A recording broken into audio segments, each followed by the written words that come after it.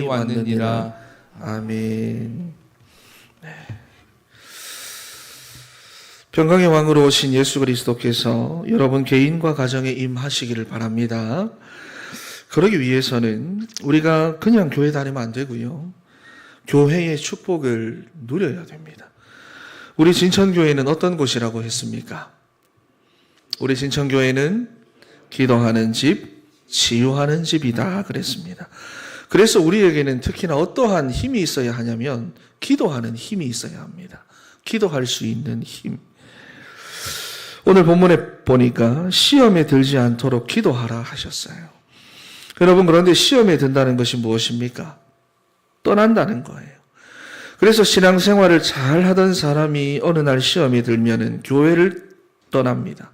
말씀에서도 복음에서도 떠나갑니다. 여러분, 그렇다면 시험에 빠지는 이유가 무엇일까요?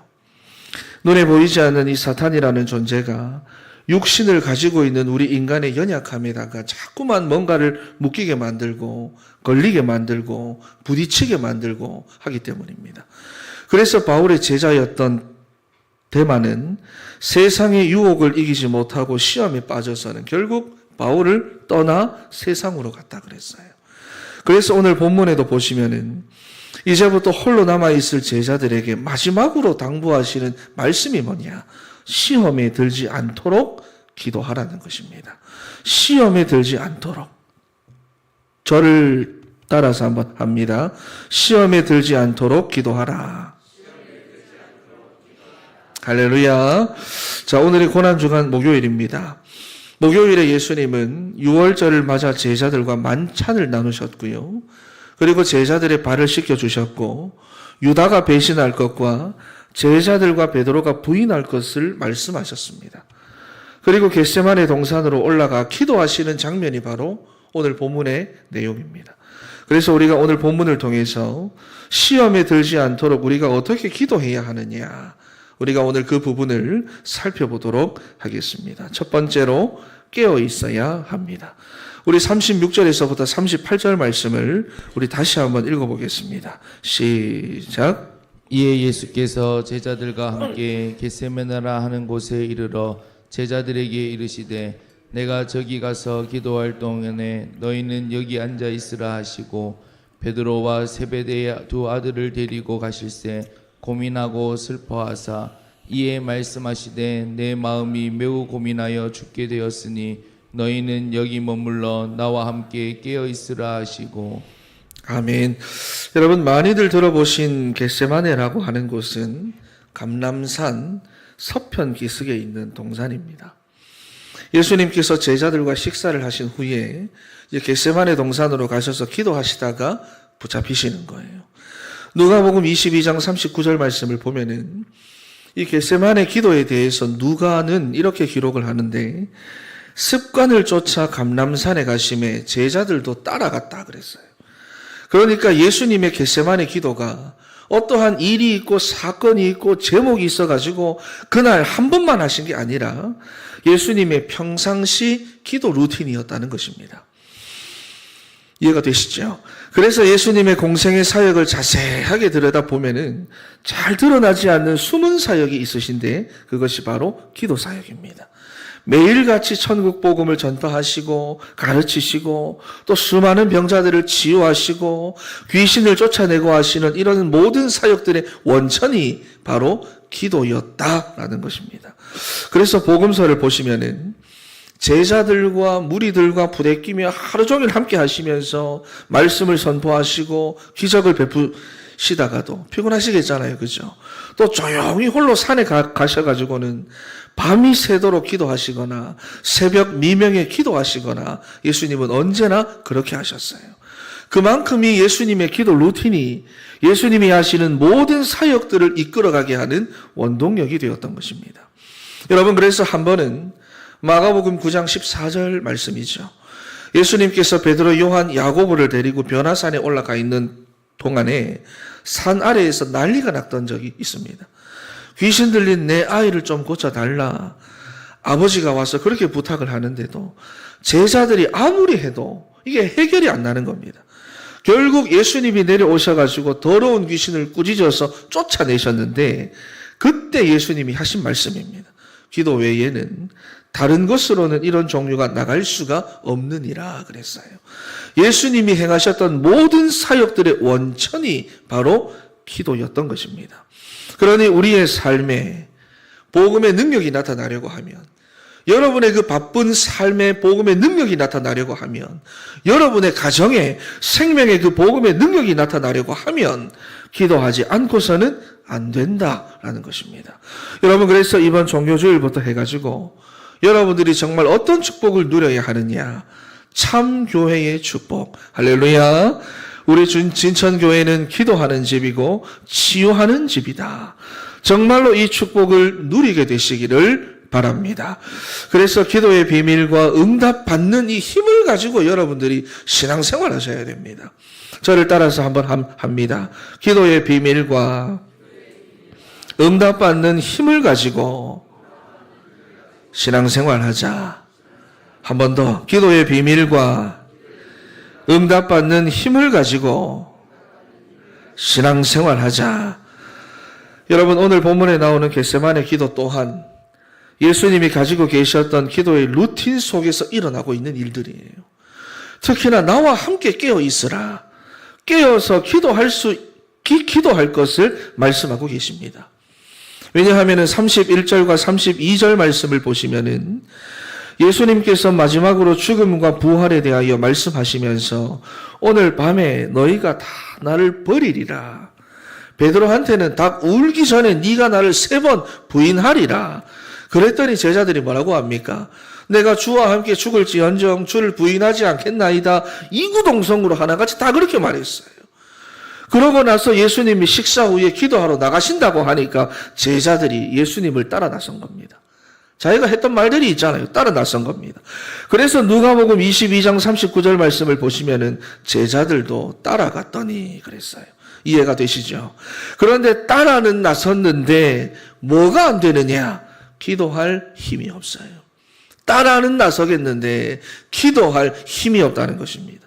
자기 육신을 이기고 복음에 집중할 만한 영적인 힘이 제자들한테는 없었던 것입니다. 예수님께서 제자들에게 특별히 부탁까지 하셨어요. 너희는 여기 머물러 나와 함께 깨어 있으라. 여러분, 깨어 있으라가 무슨 말입니까? 누가복음에 보니까 기도하라는 말이에요.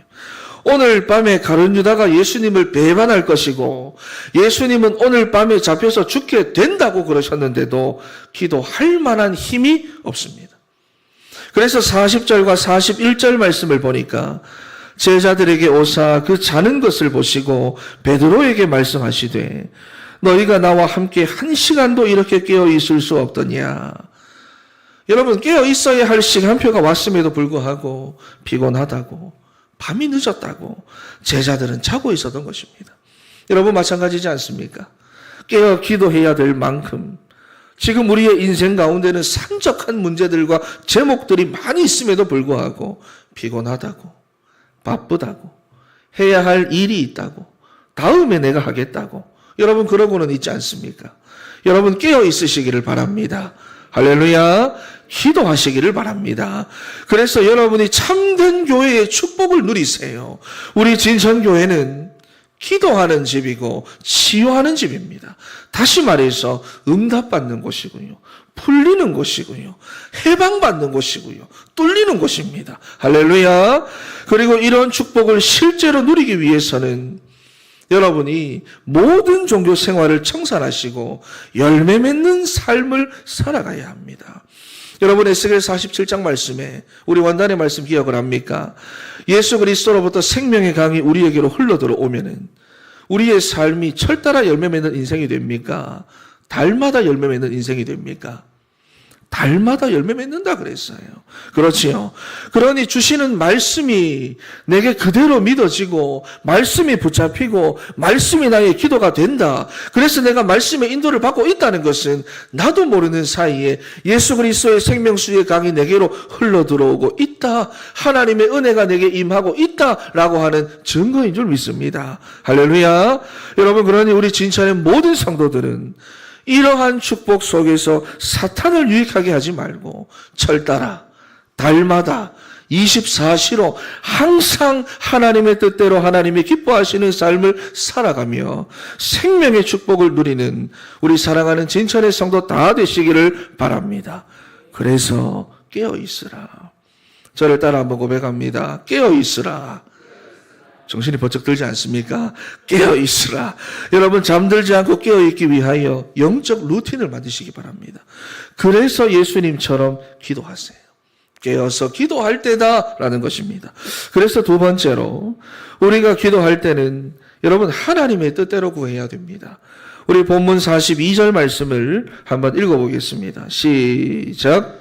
다시 두 번째 나와 기도하여 이르시되 내 아버지여 만일 내가 마시지 않고는 이 잔이 내게서 지나갈 수 없거든 아버지의 원대로 되기를 원하나이다 하시고 아멘. 아멘. 여러분 지금 예수님의 기도가 어떤 기도 같으십니까? 예수님이 하고 계시는 기도가 시편 62편 8절에 나오는 것처럼 힘들고 어려운 자기의 마음을 다 토해내고 계시는 겁니다. 나 힘듭니다. 나 지금 마음이 너무 어렵습니다. 토해내고 계시는 겁니다. 보시면은 39절 말씀에 첫 번째로 기도하실 때도 그랬어요. 42절에 보시면 두 번째로 기도하실 때도 동일하게 그러셨습니다. 44절 말씀에 세 번째로 하실 때도 다 자기의 마음을 토해내고 계세요. 여러분 예수님이 지금 어떤 마음이시죠? 아시죠? 예수님도 우리와 같이 육신을 입고 오셨기에 시험에 빠지지 않도록 사단으로부터 계속해서 시험에 빠지도록 사탄으로부터 계속해서 유혹을 받고 계시다는 것입니다. 언제부터 그랬습니까?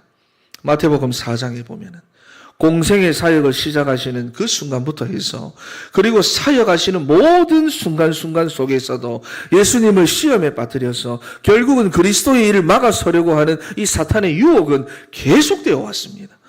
그래서 죽으시고 부활하셔서 복음을 완성하시기 위해 이 땅에 오셨지만 오늘 38절 말씀을 보니까 내가 죽게 되었으니 내 마음이 매우 고민이 된다라고 하시는 거예요.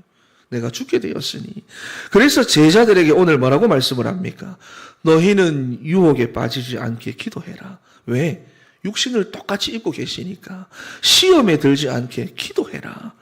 우리와 같이 육신을 입고 오신 예수님께서 사탄이 어떻게 역사하고 왜 역사하는지를 몸소 체험하고 계심으로 알고 계시는 거예요. 그래서 마음에는 원이로되 육신이 약하도다. 여러분 이것을 원어로 직역을 하면은 참으로 영은 기꺼이 하려고 하나 육신이 연약하다 그 말입니다. 사탄이 어떻게 유혹하고 역사하시는지를 알고 계시다는 거예요. 여러분 그런데 지금도 마찬가지입니다.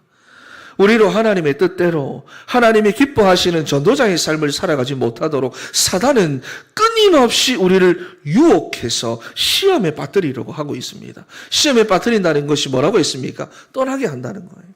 복음에서 떠나게 하고 말씀에서 떠나게 하고 전도에서부터 떠나게 한다는 것이 시험이라고 그랬어요.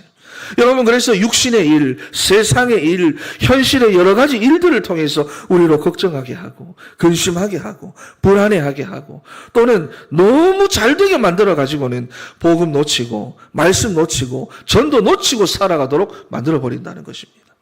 여러분 그래서 그때마다 우리는 우리의 그 마음을 하나님께 토해내야 됩니다.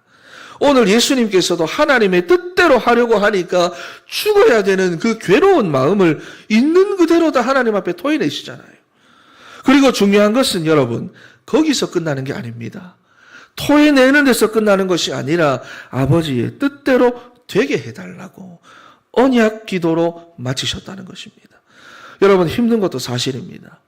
괴로운 것도 사실입니다. 고민되는 것도 사실입니다. 갈등이 되는 것도 사실입니다. 그렇잖아요. 말씀대로 살아가려니 내게 힘든 게 있더라. 내게 고민이 되는 것이 있더라 하는 것입니다. 그런데도 말씀대로 되게 해달라.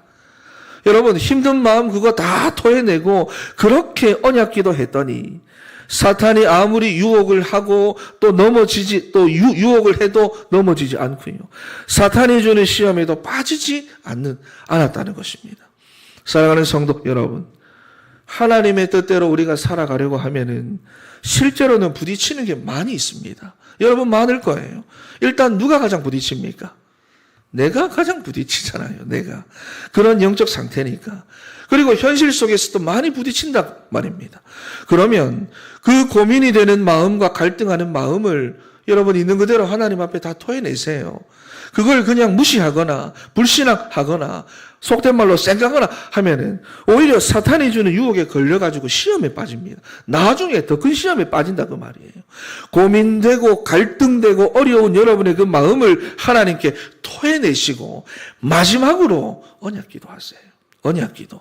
그래도 하나님이 주시는 말씀이 내 삶에 성취되게 하시고 말씀의 인도를 받는 내 삶이 되게 해달라고 여러분이 언약 기도로 마치세요. 오늘 보시면은 예수님은 이런 기도를 3번이나 동일하게 하셨습니다. 보세요. 44절에 3번이나 같은 말씀, 같은 내용으로 기도하셨다. 마가복음, 누가복음에 동일하게 나오는 내용입니다. 3번 다 같은 말씀, 같은 내용으로 기도하셨다. 어떻게 해요?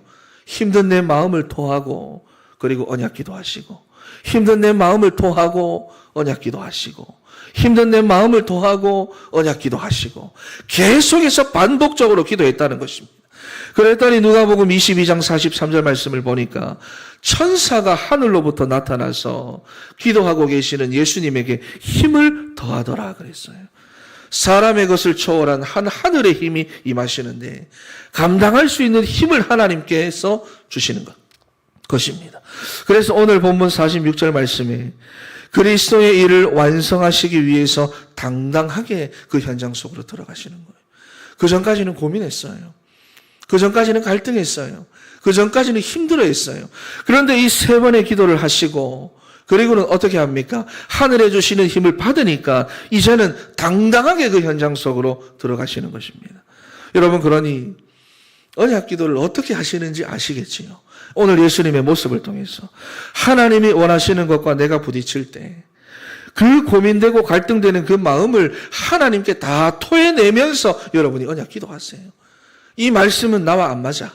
이 말씀은 내가 못하겠어. 그리고 말씀을 무시하고 말씀을 흘려보내지 마시고 그 모든 말씀들을 가지고 여러분들이 언약 기도하세요.